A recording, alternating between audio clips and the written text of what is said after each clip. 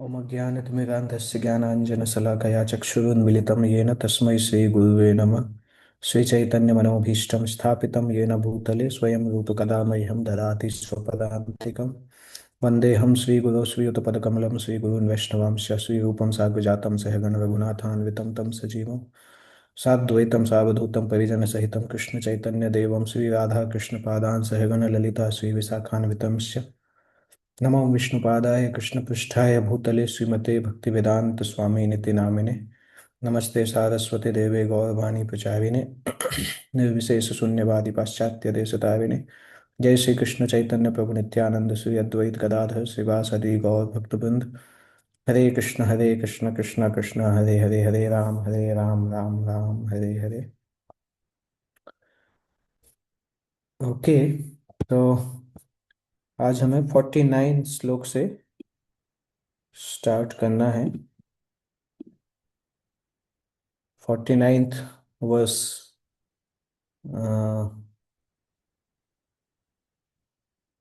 इति पुत्रकृताघेन सोऽनुतप्तो महामुनिः स्वयं विप्रकृतो राज्ञा नैवाघं तदचिन्तयत्। साम्यक इसी के बारे में क्या है? इति पुत्रकृत अघेन, अपने पुत्र के द्वारा जो पाप किया गया, उस पाप के लिए अनुतप्त महामुनि ऋषि, सामयिक ऋषि पश्चाताप करते हैं। उस पाप के लिए जो पाप उनके पुत्र ने किया था, उस पाप के लिए ऋषि पश्चाताप करते हैं। और स्वयं विप्र कृतो राज्ञा, राजा के द्वारा जो अपमान किया गया उसको उन्होंने गंभीरता से ग्रहण नहीं किया। एक्चुअली ये लक्षण भी है, एक शुद्ध भक्त का ऐसा लक्षण होता है कि उसके लिए अगर कुछ अपमान होता है तो वो उसको उतना सीरियसली नहीं लेता है। राजा ने एक चीज देखा, राजा का जो अपमान हुआ, राजा ने उसको सीरियसली नहीं लिया। इनफैक्ट राजा को जब सांप मिला तो राजा समझ गया कि हाँ मैंने गलती की इसलिए सांप मिला। तो राजा ने भी रिटेलिएट नहीं किया। और यहाँ पे रिटेलिएट ऋषि भी एक्चुअली सोच रहे हैं कि राजा ने तो मेरे लिए कुछ किया नहीं है। एक्चुअली ऐसा नहीं था कि राजा की कोई भी गलती नहीं थी, गलती तो थी परंतु इतनी बड़ी गलती नहीं थी कि उसके लिए राजा को मृत्युदंड दिया जा सके। मृत्युदंड जो है वो इमेच्योरिटी थी। अगर ऋषि चाहे तो थोड़ा उनको डांट सकते थे या कुछ छोटा लाइट पनिशमेंट दे सकते थे, परंतु उनके बालक ने जो किया वो बहुत बड़ा अपराध था। तो दोनों, राजा और राजा परीक्षित और ऋषि साम्यक ऋषि, ये दोनों के दोनों भगवान के शुद्ध भक्त हैं। इसलिए दोनों के एटीट्यूड से हमें शुद्ध भक्त का एटीट्यूड दिखाई दे रहा है। बहुत सारे सिम्टम्स भी इससे पता चलते हैं। एक चीज तो है कि सामान्यतः कोई ऐसा प्रश्न कर सकता है कि जब चित्रकेतु को पार्वती देवी ने शाप दिया था, छठवें स्कंद में जो हम पढ़ते हैं, तो चित्रकेतु ने आके क्लेरिफाई किया था कि एक्चुअली पार्वती देवी, मैंने मैंने भगवान शंकर के लिए घमंडवश नहीं बोला है, मैं तो केवल सामान्य जनता सही तरीके से इसको समझ सके इसलिए मैंने बोला था। तो चित्रकेतु क्लेरिफाई करते हैं वहां पे। परंतु इस केस में हम परीक्षित महाराज आके क्लेरिफाई नहीं करते हैं। तो ये प्रश्न उठता है कि क्लेरिफाई क्यों नहीं करते हैं। और इसका बहुत अच्छा, अगर हम वैष्णव कैरेक्टर्स को बहुत ध्यान से देखेंगे तो हमें समझ में आएगा कि परीक्षित महाराज चाहते तो चित्रकेतु की जैसा आके क्लेरिफाई कर सकते थे कि एक्चुअल में मैं भूख और प्यास से भरा हुआ था इसलिए मैं नहीं, इसलिए कर पाया, मुझे माफ कर दीजिए। इस तरह से परीक्षित महाराज आके बोल सकते थे कि मुझे माफ कर दीजिए, जैसे चित्रकेतु ने पार्वती देवी को बोला था। परंतु यहाँ पे परीक्षित महाराज क्यों नहीं बोलते हैं? क्योंकि जब सामयिक ऋषि अपने एक सेवक को भेजते हैं, रिप्रेजेंटेटिव को भेजते हैं, और परीक्षित महाराज को सूचना देने के लिए कि आप 7 दिन बाद आपकी मृत्यु होने वाली है।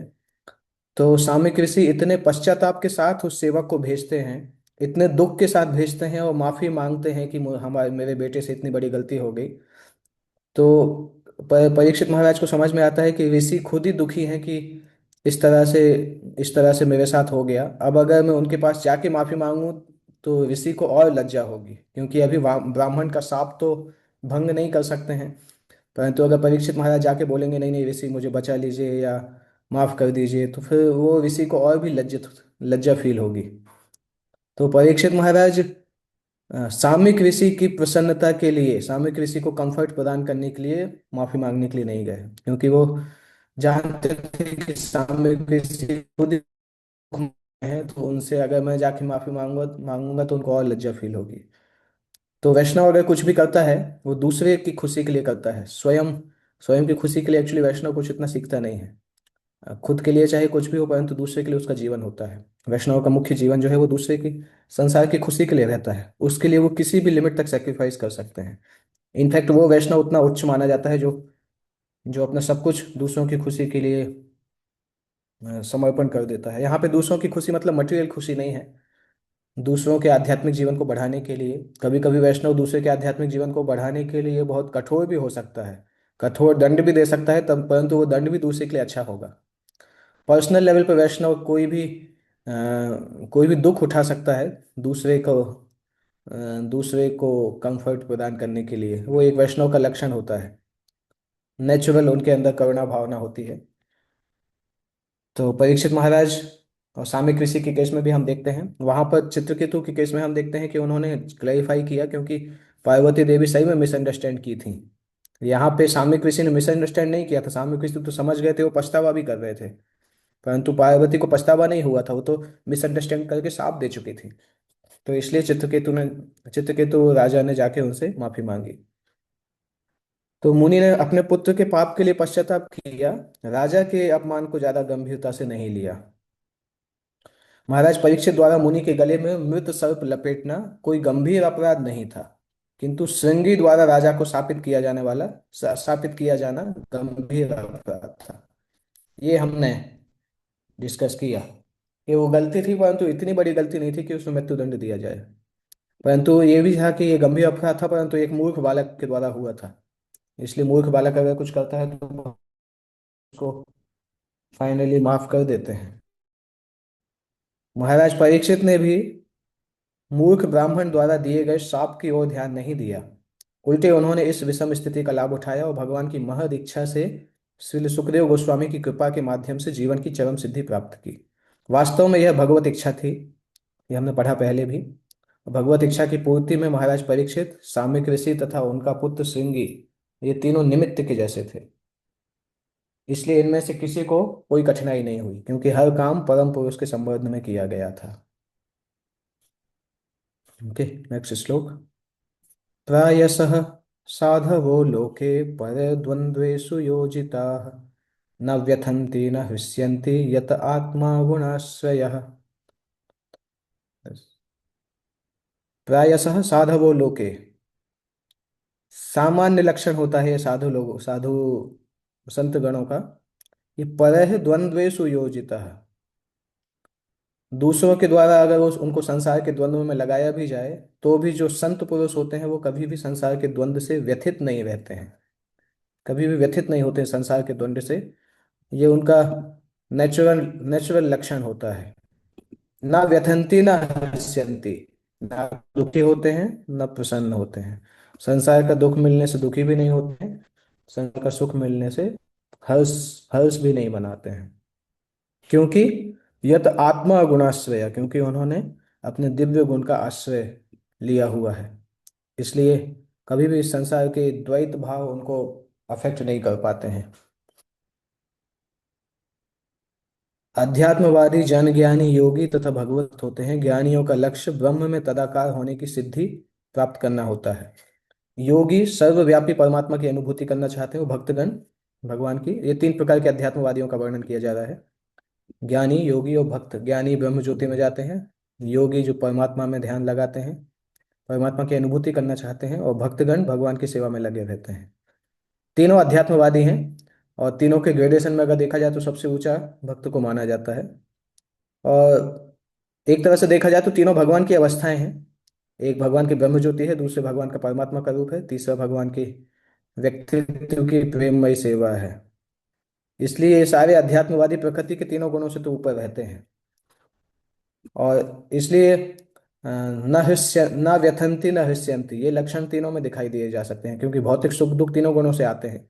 और ये तीनों अध्यात्मवादी भौतिक सुख दुख से तो ऊपर रहते हैं, क्योंकि तीनों तीनों गुणों से ऊपर रहते हैं। राजा भक्त थे और ऋषि योगी थे, इसलिए दोनों ही परमात्मा की इच्छा से उत्पन्न हुई इस दुर्घटना से अलिप्त थे। खेलने की उम्र वाला बालक भगवान की इच्छा पूर्ति में निमित्त मात्र था।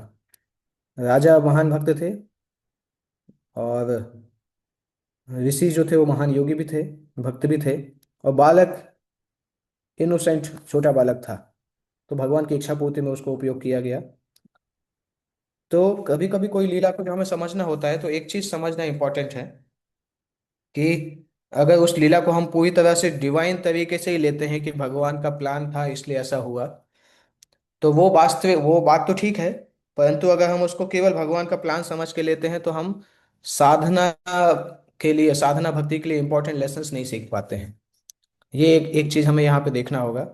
हालांकि यहाँ पे लिखा है कि ये सब भगवान की लीला निमित्त मात्र के जैसा भगवान ने उस बालक को उपयोग किया, वो तो सही है, उस बालक को कोई दंड भी नहीं मिला। परंतु एक चीज समझना है कि कोई भी लीला को जो हम समझते हैं, इस प्रकार की लीलाओं को, तो हमें यह ध्यान देना आवश्यक है कि हम उस लीला को किस लेवल पे समझ सकें। अगर हम केवल डिविनिटी देखते हैं कि भाग कुछ हुआ, तो फिर हम साधना भक्ति में कुछ लेसन नहीं सीख पाएंगे कि हमें क्या करना चाहिए क्या नहीं करना चाहिए, ये लेसन हम नहीं सीख पाएंगे। और अगर हम केवल साधना भक्तों के हिसाब से लेसन ढूंढेंगे और भगवान की डिविनिटी नहीं देख पाएंगे, भगवान का प्लान नहीं देख पाएंगे, तब भी हम जस्टिफाई नहीं कर पाएंगे। इसलिए दोनों वस्तुएं में देखना आवश्यक है किसी भी लीला को।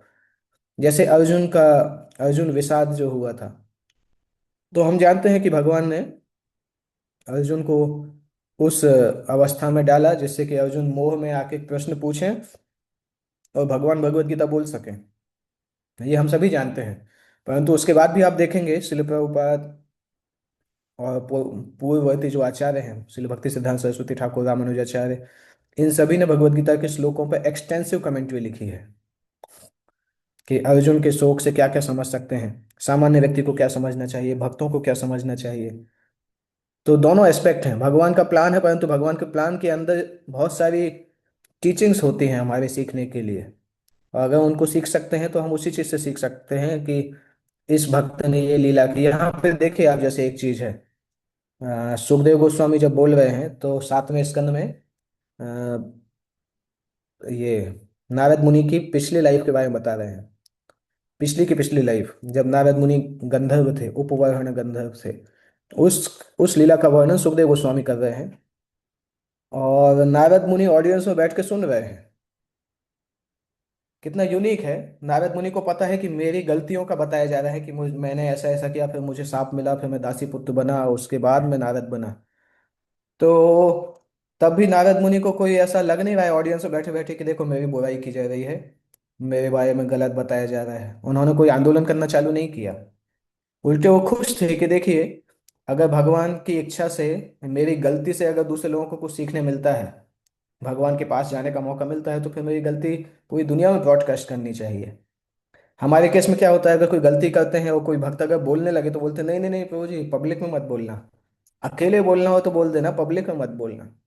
परंतु यहाँ सुखदेव गोस्वामी पूरे लोगों के सामने नारद मुनि की गलती बता रहे हैं कि वो गंधर्व ने ऐसी गलती की इसलिए दासी पुत्र बना, फिर नारद बने।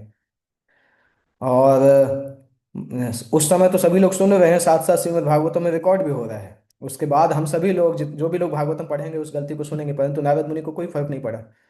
नारद मुनि समझते हैं, नारद मुनि इतने एडवांस भक्त हैं कि समझते हैं कि अगर भगवान मुझे इंस्ट्रूमेंट बना के संसार को कोई लेसन देना चाहते हैं, तो मैं इंस्ट्रूमेंट बनने के लिए तैयार हूँ।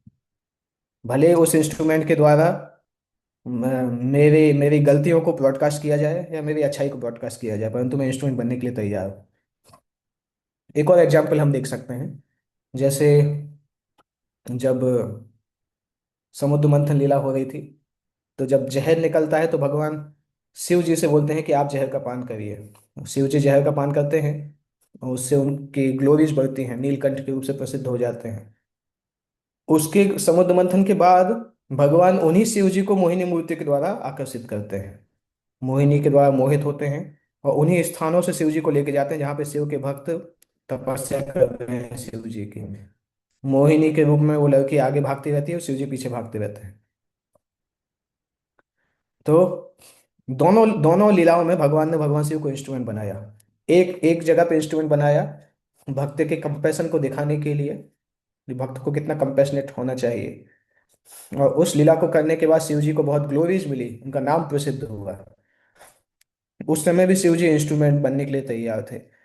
उसके बाद भगवान दूसरी लीला मोहिनी मोती की कर रहे हैं। उस लीला से ये संसार को संदेश देना चाहते हैं कि कभी कभी इतने एडवांस भगवान शिव जैसे भक्त भी कभी कभी विचलित हो सकते हैं। तो हमें समझना चाहिए कि काम भावना कितनी खतरनाक है। ये मैसेज भगवान संसार को देना चाहते हैं। अभी कोई बोल सकता है कि शिव जी को ही क्यों चुना। शिव जी को चुनने का कारण ये था क्योंकि भगवान अगर इंद्र के द्वारा इंस्ट्रूमेंट बनाते तो इंद्र तो वैसे ही काम भावना में फंसे रहते हैं। अगर इंद्र को बोलते कि इंद्र मोहिनी मूर्ति से आकर्षित हो गए, तो हम बोलते हैं एक्चुअली इंद्र तो वैसे भी आकर्षित होते रहते हैं, वो तो ऋषि ऋषि का रूप बना के ऋषि की पत्नी से आकर्षित हो जाते हैं, तो इंद्र का क्या बोलना है। कई लोग सोच सकते हैं कि हम इंद्र से ज्यादा अच्छे हैं, परंतु शिव जी का ट्रैक रिकॉर्ड इतना स्ट्रांग है। कामदेव को जला दिया, उनकी पत्नी स्वयं माया देवी है तो भी आकर्षित नहीं कर पाते हैं अपने पति को। तो भगवान ने इसलिए शिव जी को उस पर्टिकुलर लीला के लिए चुना कि अगर शिव जी को इस लीला में इंस्ट्रूमेंट बनाया जाएगा तो लोग लस्ट को बहुत सीरियसली लेंगे। उसका ये मतलब नहीं कि शिव जी लष्टी थे, क्योंकि शिव जी माया शक्ति से आकर्षित नहीं हुए थे। माया शक्ति तो उनके बगल में ही थी, उनकी पत्नी स्वयं माया शक्ति है, महामाया शक्ति। उनकी पत्नी उनको आकर्षित कर ही नहीं सकती है। इसलिए वहां पे आता भी है कि भगवान ने कुछ समय सोचा कि शिव जी को आकर्षित कैसे करें, क्योंकि महामाया से आकर्षित होंगे नहीं, महामाया तो उनकी पत्नी है। तो भगवान ने योग माया का स्वरूप बनाया। मोहिनी मूर्ति जो थी वो भगवान की महामाया शक्ति नहीं थी। मोहिनी मूर्ति स्वयं भगवान थे सच्चिदानंद रूप में, स्त्री के रूप में। तो शिव जी अगर देखा जाए तो ऐसा नहीं कि कोई संसार की कोई स्त्री या कोई महामाया से आकर्षित हुए। शिव जी भगवान के रूप से ही आकर्षित हुए, सच्चिदानंद रूप से। तो उसके लिए वो तो शिव जी के लिए ग्लोरियस है, उसमें कुछ ऐसा नहीं है। परंतु साथ साथ साधक के पर्सपेक्टिव में अगर हम देखें तो हम सीख सकते हैं कि संसार में पुरुष स्त्री का आकर्षण कितना खतरनाक होता है, किसी भी स्तर पे कठिन होता है। क्योंकि अगर हम देखते हैं, अगर शिव जी काम भावना के द्वारा प्रेरित होते तो अपनी पत्नी को लेके नहीं जाते, वो अपने पत्नी और सारे गणों को लेके जाते हैं भगवान विष्णु के पास कि भगवान आपका मोहिनी रूप मुझे देखना है। अगर कोई लस्ट से परेशान होके जाता है ना, तो अपनी पत्नी को साथ में लेके नहीं जाता है प्रोस्टिट्यूट के पास। वो तो छुप के जाता है, सब फोन वोन रख के छुप के जाता है कि किसी को पता नहीं चले। परंतु यहाँ भगवान की लीला को देखना चाहते थे, इसलिए वो अपने पूरे पार्षदों के साथ गए थे। तो शिव जी का कभी कुछ जो लोग सोचते हैं कि शिव जी लस्ट से प्रभावित हुए, वो भी गलत है। शिव जी कैसे प्रभावित हो सकते हैं, माया देवी उनकी पत्नी है। शिव जी भगवान के स्वरूप से प्रभावित हुए, भगवान का मोहिनी मूर्ति जो कि उनका सच्चिदानंद रूप है उससे प्रभावित हुए। उस लीला के द्वारा शिव जी को भगवान ने इंस्ट्रूमेंट बनाया ये समझाने के लिए संसार में कि सभी लोग शिव जी जैसे स्ट्रांग नहीं है, इसलिए हमें बच के रहना चाहिए। अगर फ्री मेल फीमेल का फ्री मिक्सिंग होगा तो आध्यात्मिक जीवन में पतन हो सकता है। ये समझाने के लिए भगवान ने शिव जी को इंस्ट्रूमेंट बनाया। और ये इतने महान महान भक्त हैं कि किसी भी चीज के लिए इंस्ट्रूमेंट बनने के लिए तैयार है। उनको ये फर्क नहीं पड़ता है कि अ, लोग मुझे गलत बोलेंगे या ऐसा बोलेंगे, इन्होंने गलती की।